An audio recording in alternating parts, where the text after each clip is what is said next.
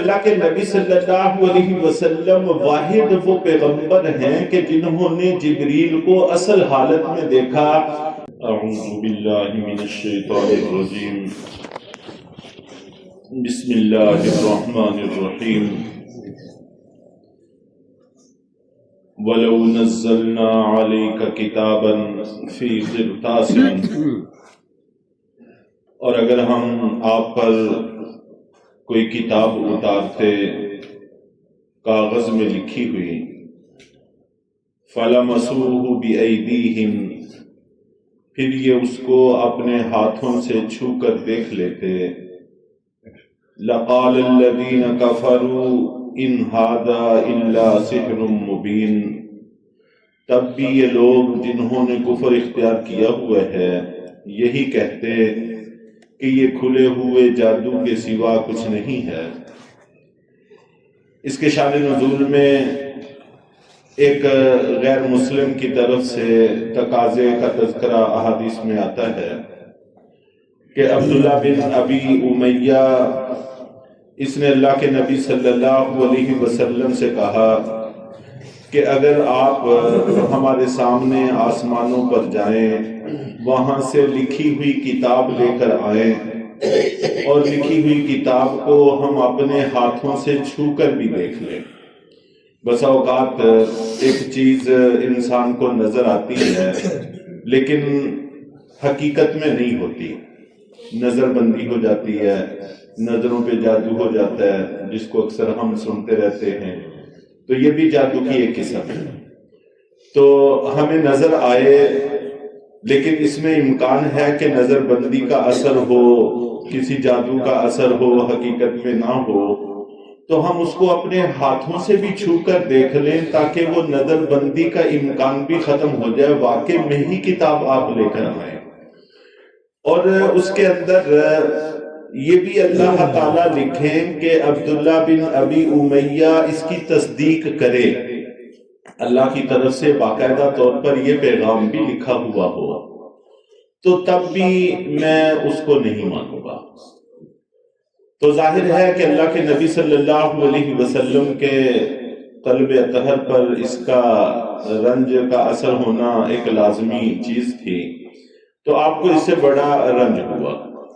لیکن قدرت کا نظام ہے کہ بعد میں اللہ تعالیٰ نے عبداللہ بن ابی امیہ کو ہدایت بھی عطا فرمائی، اور یہ اسلام میں بڑے غازی کے طور پر معروف اور مشہور ہوئے، اور طائف کی جنگ میں شہید بھی ہوئے، اللہ تعالیٰ نے شہادت کے رتبے سے بھی نوازا۔ تو بہرحال یہ تقاضا کیا تو اس پر اللہ تعالیٰ نے آپ کی تسلی کے لیے یہ آیت اتاری کہ حقیقت بھی یہی ہے کہ اگر ہم کتاب اتار دیں تو یہ تقاضا ان کا پورا بھی کر دیا جائے تو واقع میں بھی یہ ایمان نہیں لائیں گے۔ حالات اکثر کافروں کے اسی طرح کے ہیں۔ اور اس کے بعد پھر آگے دوسری آیت کے شان نزول میں انہی کا تذکرہ آتا ہے کہ عبداللہ بن ابی امیہ، نضر بن حارث اور نوفل ابن خالد، ان تین لوگوں نے تقاضا کیا تو اس پر اللہ تعالیٰ نے آگے والی آیت اتاری۔ انہوں نے تقاضا کیا کہ آپ کہتے ہیں کہ ہمارے پاس فرشتہ آتا ہے اور فرشتہ آ کر مجھے اللہ کا کلام سنا کر جاتا ہے، وہ فرشتہ ہمیں کیوں نظر نہیں آتا؟ یا تو وہ فرشتہ ہمیں نظر آئے کہ وہ وحی لے کر آیا ہے، اس نے وحی آپ کو سنائی ہے، یا کسی فرشتے کو ہی اللہ تعالیٰ نبی بنا کر بھیج دیں۔ تو اللہ رب العزت نے آگے اس کے حوالے سے تذکرہ کیا ہے، وَقَالُوا لَوْلَا أُنزِلَ عَلَيْهِ مَلَكٌ، اور وہ کہتے ہیں کہ آپ ان پر یعنی پیغمبر صلی اللہ علیہ وسلم پر فرشتہ کیوں نہیں اتارا جاتا؟ فرشتہ تو آتا تھا، اللہ کے نبی صلی اللہ علیہ وسلم اس کا دعویٰ بھی فرماتے تھے، لیکن ان کو نظر نہیں آتا تھا، یہ چاہتے تھے کہ ہمیں بھی نظر آئے۔ وَلَوْ أَنزَلْنَا مَلَكًا لَقُضِيَ الْأَمْرُ ثُمَّ لَا يُنظَرُونَ، اور اگر ہم فرشتہ اتار دیتے تو معاملہ ہی نمٹا دیا جاتا، پھر ان کو مہلت بھی نہ دی جاتی۔ تو اللہ تعالیٰ نے دو صورتیں ذکر فرمائی ہیں کہ فرشتہ اگر ہم اتارتے، اس کی ایک صورت تو یہ ہے کہ ہم فرشتے کو اس کی اصل شکل و صورت میں، اصل حالت میں اتارتے ہیں۔ اگر فرشتہ اپنی اصل شکل و صورت میں اتر آتا تو تم اس کی ہیبت کو برداشت ہی نہ کر پاتے اور معاملہ ہی نمٹ جاتا، اس کی ہیبت سے مر جاتے۔ چنانچہ اللہ کے نبی صلی اللہ علیہ وسلم کے بارے میں قرآن پاک میں بھی سورہ نجم کے اندر تذکرہ آتا ہے اور احادیث میں بھی ہے کہ 2 دفعہ جبریل کو اصل شکل میں دیکھا ہے۔ ایک دفعہ غار حرا میں جب پہلی وحی نازل ہوئی تو اللہ کے نبی صلی اللہ علیہ وسلم نے جبریل کو اصل شکل و صورت میں دیکھا تو پورے افق کو بھرا ہوا تھا، تو گویا کہ زمین سے لے کر آسمان تک، مشرق سے اور شمال سے جنوب تک پورا ایریا بھرا ہوا تھا جبریل علیہ السلام کے وجود سے۔ تو اس کی ہیبت اللہ کے نبی صلی اللہ علیہ وسلم پر بھی اتنی تھی کہ غشی کے قریب معاملہ چلا گیا تھا، اور آپ گھبرائے ہوئے حالت میں گھر میں تشریف لائے تھے، جس میں وہ قصہ نقل کیا جاتا ہے کہ آپ آ کے فرما رہے تھے زمیلونی زمیلونی، مجھ پر چادر اڑا دو، اور آپ کے جسم اطہر پر کپ کپاہٹ تھی، سردی کے آثار تھے۔ اور اللہ کے نبی صلی اللہ علیہ وسلم واحد وہ پیغمبر ہیں کہ جنہوں نے جبریل کو اصل حالت میں دیکھا۔ یہ صرف آپ ہی کا تحمل اور آپ ہی کی برداشت کے لیے ممکن تھا، وگرنہ پہلے انبیاء کرام میں سے کسی نبی نے بھی جبریل کو اصل حالت میں نہیں دیکھا، جبکہ انبیاء کرام کی روحانی طاقت اتنی مضبوط ہوتی ہے کہ ساری کی ساری انسانیت مل کر اس کا تصور بھی نہیں کر سکتی۔ جب دوسرے انبیاء کرام جبریل کو دیکھنے کی طاقت نہیں رکھتے اور اللہ کے نبی صلی اللہ علیہ وسلم نے دیکھا، تحمل کیا، لیکن ہیبت کے اثرات آپ پر بھی طاری ہوئے، تو عام انسانوں کے سامنے اگر جبریل اصل شکل و صورت میں آ جاتے تو قصہ ہی نمٹ جاتا۔ ان کو ایمان لانے کی مہلت ہی کہاں ملتی ہے، تو دیکھتے ہی اس کو مر جاتے، ان کے کلیجے پھٹ جاتے۔ تو ایک صورت تو یہ ہے کہ ہم فرشتے کو، جبریل کو اس کی اصل شکل میں اتارتے تو اس میں تو ان کو ایمان لانے کی مہلت ہی نہ ملتی۔ اور دوسرا قصہ آپ جانتے ہیں کہ فرشتے کو، جبریل علیہ السلام کو اللہ کے نبی صلی اللہ علیہ وسلم نے سدرۃ المنتہا پر دیکھا تھا کہ اصل شکل و صورت میں جبریل آپ کے سامنے آئے تھے۔ تو یہ 2 واقعات روایات میں منقول ہیں۔ ایک تیسرے واقعے کا بھی تذکرہ کیا جاتا ہے، تو بہرحال 2 دفعہ یا 3 دفعہ اللہ کے نبی صلی اللہ علیہ وسلم نے جبریل کو اصل حالت میں دیکھا، تو ان کو بتایا جا رہا ہے۔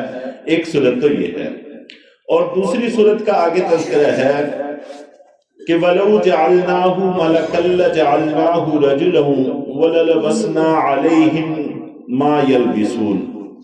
اور اگر ہم فرشتے کو، جبریل کو اتارتے اور ہم اس کو انسان بنا کر رجل، مرد کی شکل میں اتارتے، تو ہم ان پر معاملے کو اسی طرح شبے میں ڈال دیتے جس شبے میں یہ پہلے پڑے ہوئے ہیں۔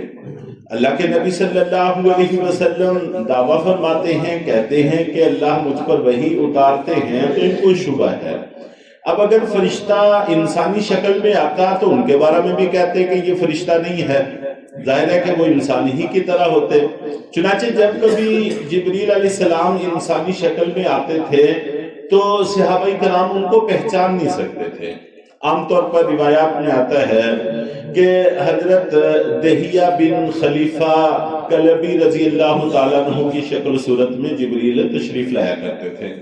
حضرت ام سلمہ رضی اللہ تعالیٰ عنہ نقل کرتی ہیں کہ ایک دفعہ اللہ کے نبی صلی اللہ علیہ وسلم میرے گھر میں تھے، تو میں نے دیکھا کہ اللہ کے نبی صلی اللہ علیہ وسلم دہیہ بن خلیفہ کلبی رضی اللہ تعالیٰ عنہ سے گفتگو کر رہے ہیں، تو میں دیکھ کر پردے کے پیچھے چلی گئی۔ تو ظاہر ہے کہ پردے کے احکام تھے، تو پردے کی وجہ سے میں پردے کے پیچھے چلی گئی۔ حضرت ام سلمہ رضی اللہ تعالیٰ عنہ جو امت کی ماؤں میں سے ہیں، ازواج مطہرات میں سے ہیں، ان کے گھروں میں وحی اترتی رہتی تھی، تو وہ بھی دیکھ کر فرشتے کو نہیں پہچان سکی. جب وہ انسانی شکل میں ہے تو ظاہر ہے کہ ان کو انسان ہی تصور کریں گے. تو اس لیے اگر وہ انسانی شکل میں آتے تو تم ان کو فرشتہ نہ سمجھتے, انسان سمجھ کے پھر انکار کر دیتے. جس اشتباہ میں پہلے پڑے ہوئے ہو پھر اسی اشتباہ میں پڑھتے تو فرشتے کو بھیجنے کا فائدہ کیا ہوتا, کیا حاصل ہوتا.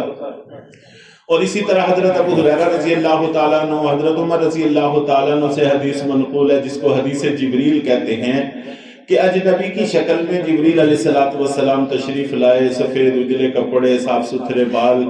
تو آئے, اللہ کے نبی صلی اللہ علیہ وسلم دو زانو ہو کر مجلس میں بیٹھے ہوئے تھے. تو آ کر آپ کے گھٹنوں کے ساتھ گھٹنے لگا کر بیٹھ گئے, کچھ سوال جواب بھی کیے, گفتگو بھی کی, اور پھر وہ واپس بھی چلے گئے. تو اگلے دن اللہ کے نبی صلی اللہ علیہ وسلم نے حضرت عمر رضی اللہ تعالیٰ عنہ کو بلا کر پوچھا کہ وہ جو صاحب آئے تھے تمہیں پتہ ہے کہ وہ کون تھے؟ تو حضرت عمر کہتے ہیں کہ اللہ کے رسول اللہ اور اللہ کے رسول ہی بہتر جانتے ہیں. تو آپ نے فرمایا کہ وہ جبریل تھے جو تمہیں تمہارا دین سکھانے کے لیے آئے تھے. تو جب فرشتہ انسانی شکل میں آتا ہے تو صحابہ کرام ان کو نہیں پہچان پاتے تھے. تو ظاہر ہے کہ یہ مشرکین بھی ان کو نہ پہچان پاتے, تو مسئلہ تو پھر وہی کا وہی رہ جاتا.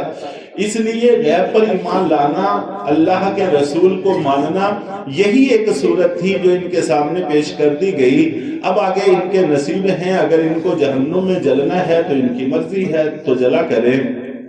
اور حضرت ام سلمہ رضی اللہ تعالیٰ عنہ بھی کہتی ہیں کہ جب وہ چلے گئے تو میں باہر آئی تو اللہ کے نبی صلی اللہ علیہ وسلم نے مجھ سے پوچھا کہ آپ پردے کے پیچھے کیوں چلی گئی تھی؟ میں نے عرض کیا کہ اللہ کے رسول دہیہ بن خلیفہ کلبی آئے ہوئے تھے, آپ ان سے گفتگو کر رہے تھے, ان کی وجہ سے میں پردے کے پیچھے چلی گئی. تو اللہ کے نبی صلی اللہ علیہ وسلم نے تبسم فرمایا اور فرمایا کہ نہیں, وہ تو جبریل تھے, فرشتے تھے جو کسی معاملے میں میرے پاس آئے تھے. تو انسانی شکل میں آتے رہتے تھے اور صحابہ کرام ان کو پہچان نہیں پاتے تھے, تو معاملہ پھر وہی کا وہی رہ جاتا. اصل بات یہ ہے کہ وَلَقَدِ اسْتُهْزِئَ بِرُسُلٍ مِّن قَبْلِكَ کہ اے پیغمبر آپ سے پہلے بھی بہت سے رسولوں کا مذاق اڑایا گیا. فَحَاقَ بِالَّذِينَ سَخِرُوا مِنْهُمْ مَا كَانُوا بِهِ يَسْتَهْزِئُونَ پھر ان لوگوں کو جو مذاق اڑایا کرتے تھے اس چیز نے ہی گھیر لیا جس کا وہ مذاق اڑایا کرتے تھے. اللہ کے عذاب کا مذاق اڑاتے تھے تو اللہ کے عذاب نے آ کر ان کو پٹخ کے رکھ دیا. تو اس لیے جیسے پہلے لوگ مذاق اڑاتے رہے ہیں, یہ بھی مذاق اڑا رہے ہیں. جو انجام ان کا ہوا وہی انجام ان کا ہونے کو ہے. اس لیے بس آپ اپنا کام کرتے رہیں. تو ہم لوگوں کو بھی چاہیے کہ دینی اعمال میں لگنے کی کوشش کریں. اللہ تعالیٰ عمل کی توفیق عطا فرمائے.